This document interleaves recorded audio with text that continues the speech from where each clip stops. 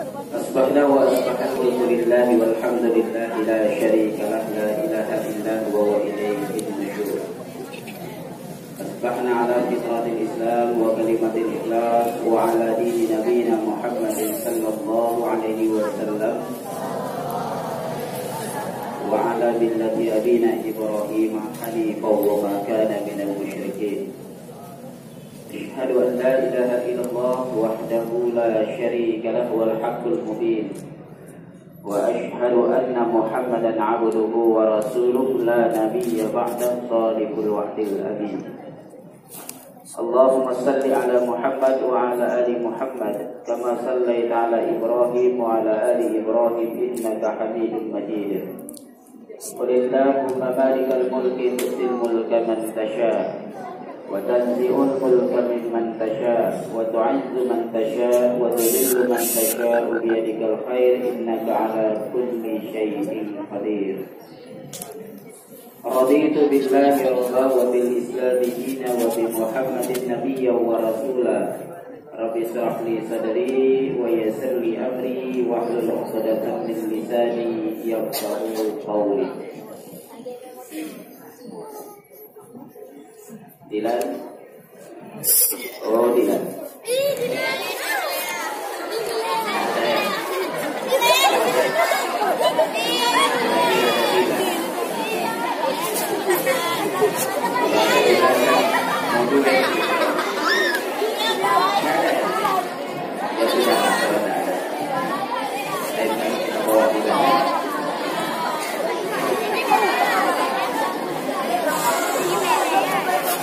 Ibu guru kita ada yang tahu apa itu Dilan?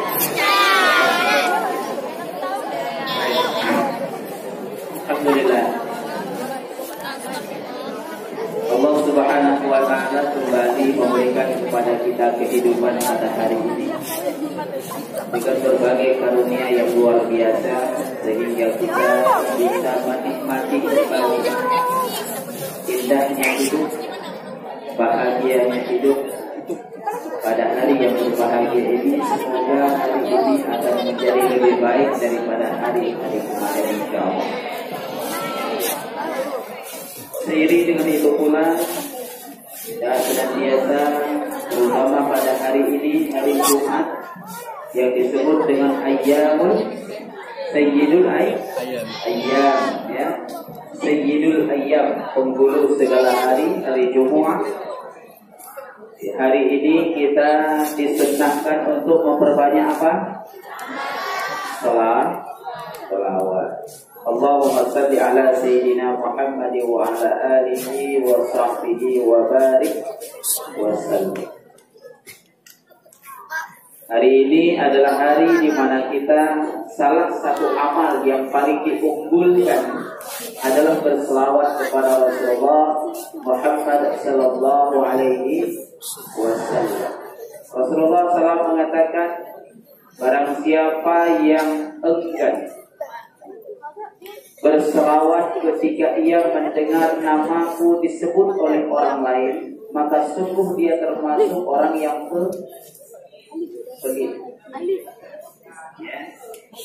Salah satu ciri urun krip adalah ketika disebut nama Nabi Sallallahu Alaihi Wasallam dia tidak mau berselawatnya utun krip. Yang kedua Jawa masjid, pelit, batin, ya. Dan semoga kita yang hadir di pagi hari yang berbahagia ini, pagi yang sejuk ini, adalah termasuk orang-orang yang akan mampu meneladani Rasulullah Sallallahu Alaihi Wasallam. Baik, teman-teman yang insya Allah dimuliakan oleh Allah Subhanahu Wa Taala. Rasulullah pernah berusia dengan usia kita enggak? Ya, apa langsung gede dia? Ya, lahir dulu, bayi dulu, anak-anak dulu, ABG dulu, remaja dulu, baru dewasa. Artinya pernah melalui usia sama dengan usia kita hari ini. Baik, rata-rata kita di sini usianya antara 13 sampai 17? 19? Oh, 15. Ya. Baik. Antara 13 sampai dengan 15 tahun. Tahu nggak? Usia Rasulullah SAW ketika usia 13 sampai 15 tahun itu kerjaannya apa? Ya.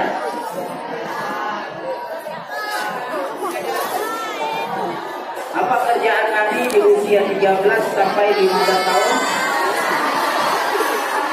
Yang pertama menjadi penggembala.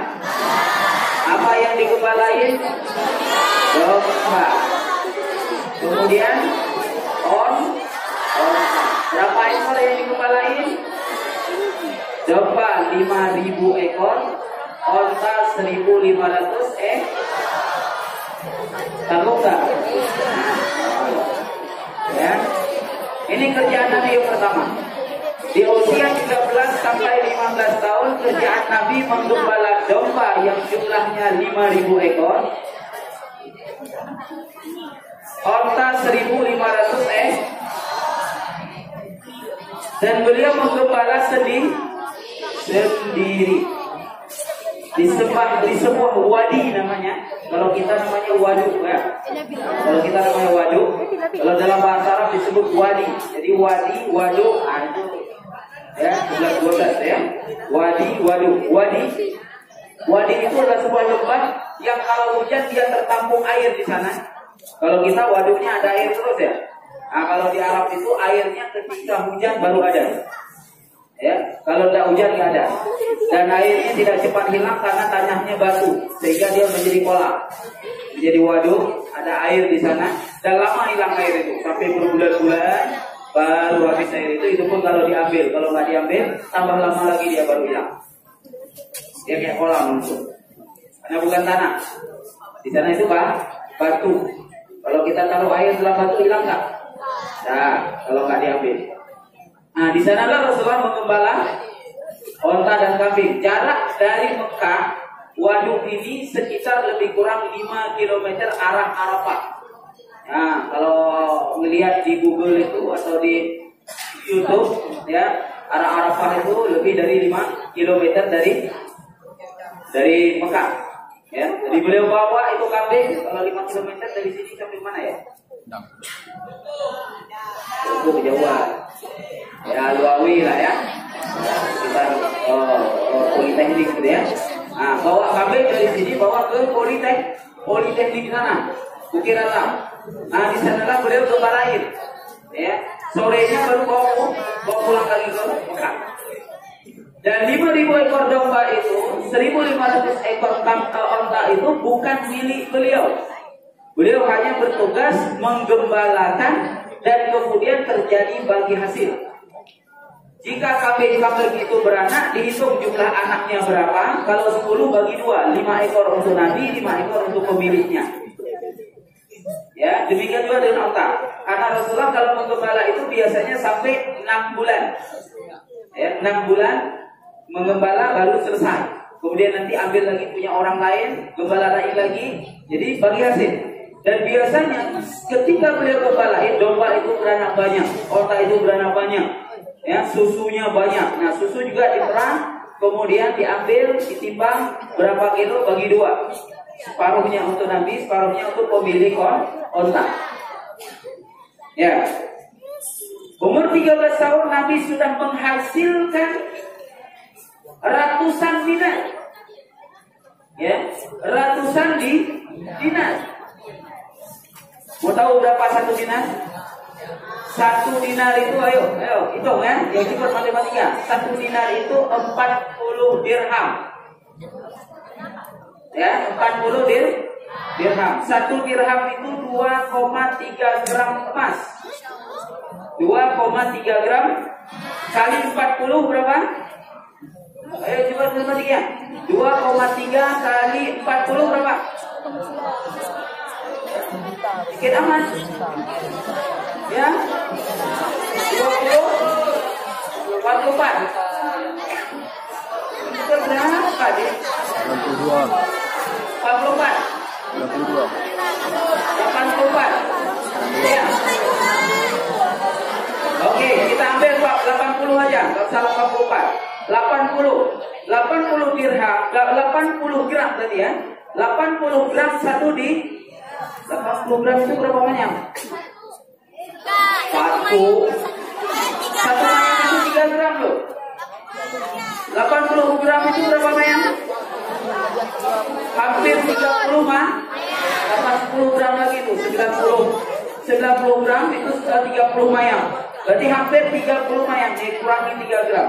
Di sekitar 25 mayang. 25 mah. Mahar siapa itu 25 mayang? Hah? Tunjuk tangan, mahar siapa 25 mayang? Wow, udah kapling duluan. Ya, 25 mayang. Itu baru satu dinar. Sementara Nabi menghasilkan ratusan di banyak kan duitnya. Umur 13 tahun berapa duit Nabi? Kita umur 20 tahun belum menghasilkan apa-apa. Hah? Apalagi usia sekarang kerjanya minta aja sama orang tua ya. Kerja minta aja, kurang dikasih marah, nggak dikasih apalagi ngambek, nggak jadi sekolah. Ya, jajan mesti 10.000, dikasih 5.000 nggak jadi. Ya, luar biasa. Baik, teman-teman insya Allah dimuliakan oleh Allah Subhanahu Wa Taala. Itu kerjaan pertama Nabi. Kerjaan kedua Nabi apa?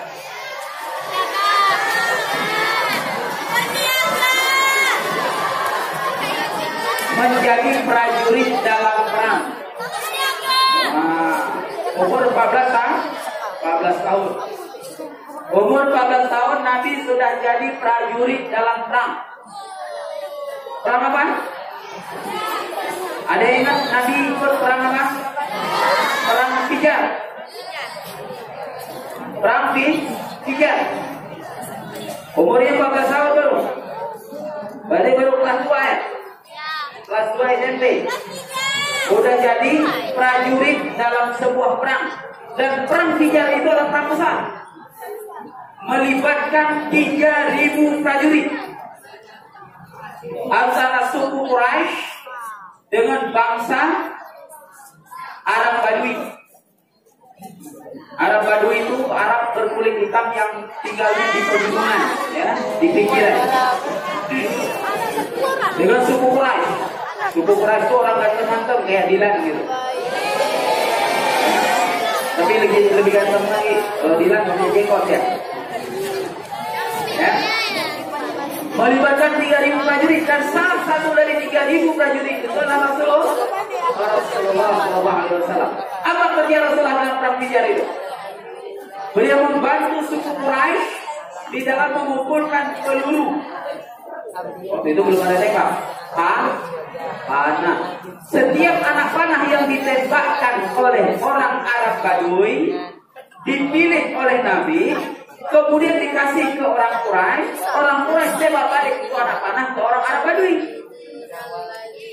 Kenapa dipilih? Karena panah Arab Badui itu punya racun yang mematikan.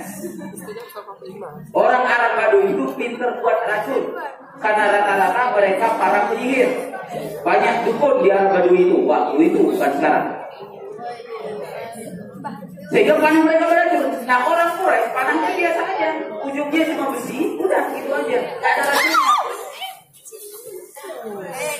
Jadi kalau kena panah Arab Badui, walaupun tergores orang mati, karena ada racunnya, seperti panah orang Irianan ini. Ya, maka dipilih oleh Nabi, dipilih satu-satu. Nah, setiap ditembaki dipilih, jatuh dipilih, kasih orang. Nah, ketika ditembak balik, orang Arab Badui mikir, ini orang Quraisy sudah bisa buat panah kayak kita juga nih. Sama ini, beracun juga. Waduh, mati kita ini. Nah, inilah penyebab kekalahan Arab Badui dalam perang hari itu. Sebelum itu Arab Badui selalu menang, orang Quraisy selalu kalah. Tapi karena jasa Rasulullah SAW dalam perang Fijar itu menyebabkan orang Quraisy menang, orang Arab Badui kalah, dan berakhirlah permusuhan antara orang Quraisy dengan orang Arab Badui. Setelah itu tidak ada lagi perang, yang padahal perang itu setiap tahun terjadi seperti ulang tahun. Sebelum itu tiap tahun perang, gak ada jadwalnya itu. Tidak ada jadwalnya, perang aja berjalan. Nah, setelah perang Fijar itu tidak ada lagi perang. Karena orang Arab Badui mengatakan orang Quraisy sudah pintar, sudah kita buat panahnya. Udahlah, sudah cukup perangnya. Udah selesai. Dan itu atas jasa Nabi ikut perang, terhentinya perang untuk selamanya. Coba. Bisa nggak kita aja gitu? Orang bermusuhan berantem, terlibatnya kita dalam berantem itu untuk menghentikan berantem untuk selamanya. Ini enggak. Ada orang berantem sama kita provokasi. Ayo ini. Nah, dipatahin ini lagi. Nah, patahin ini. Ini ayah kamu, ini ayah dia. Ayo, pinjam, coba. Pinjam. Nah, ayo. Masih ada permainan kayak gitu? Ada lagi ya? Dulu mah permainan kayak gitu. Waktu saya SD dulu, dipatahin ini klub. Saya berantem sama kawan. Dibilang ini ayah dia gitu, taruh depan saya. Ayah saya ditaruh depan dia. Padahal ini bego kan gitu ya. Ini, ayo siapa hijau? Itu, kok dua hijau berantem? Kamu hijau ayah saya.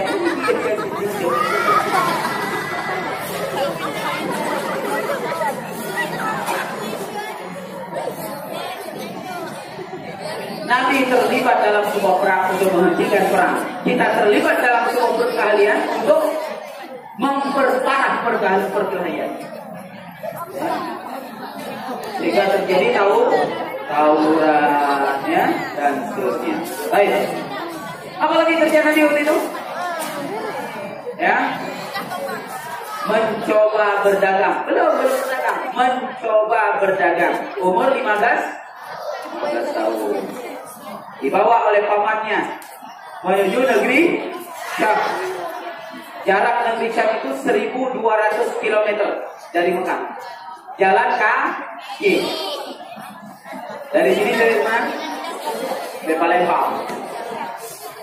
Dari Lukmawe sampai Palembang jalan kaki. Kalau naik pesawat 1,5 jam. Ya, kalau naik pesawat 1,5 jam. Jalan kaki berapa hari? 3 bulan. Ya, 3 bulan baru nyampe di Syam. Belum nyampe di Syam, tiba-tiba ketemu dengan seorang rahib, namanya Rahib Buhairah. Dilihat ada tanda kerasulan, dia ngomong sama pamannya Abu Talib, wahai Abu Talib, bawa pulang keponakanmu, orang Yahudi pasti akan membunuhnya kalau mereka menemukannya, karena orang Yahudi lebih tahu tentang ciri Nabi. Gak jadi, baru mencoba dagang, gak jadi berdagang karena harus pulang balik. Di tengah jalan dihadang dan diperintahkan oleh Rahib Buhairah untuk balik pulang ke Mekah agar tidak dibunuh oleh orang Yahudi yang ada di negeri Syam. Baru benar-benar berdagang nanti usia berapa? Usia berapa? 20 tahun. Teman-teman yang insya Allah dimuliakan oleh Allah Subhanahu Wa Taala. Ini salah satu episode kehidupan Nabi Sallallahu Alaihi Wasallam. Ya, salah satu episode kehidupan Nabi Sallallahu Alaihi Wasallam. Yang nggak mau bersalawat itu namanya siapa yang mau pelit? Nah, udah saya baca hadis tadi kan. Apalagi hari Jumat, berbanyaklah berselawat. 1 kali kita berselawat, 10 kali Allah balas selawat kita. Allah. Ya, 1 kali kita berselawat, 10 kali Allah berselawat untuk kita. Bayangkan kalau hari ini kita